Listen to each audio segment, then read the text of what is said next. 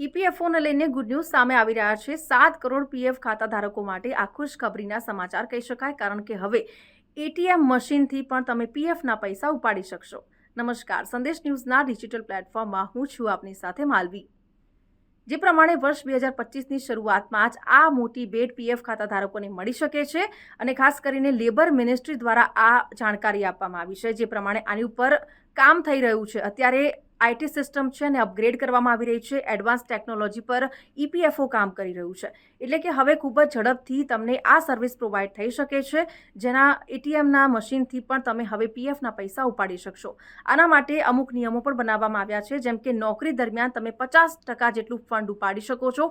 આ સાથે તમારે શું કરવું પડશે એ પણ હું આપને જણાવી દઉં।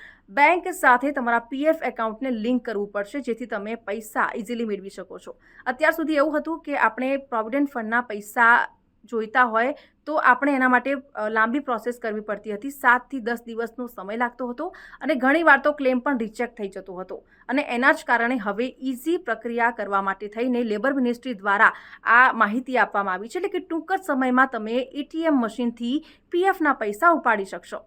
તો આવા જ અપડેટેડ વિડીયોઝ જોવા માટે સંદેશ ન્યૂઝના ડિજિટલ પ્લેટફોર્મ સાથે જોડાયેલા રહો।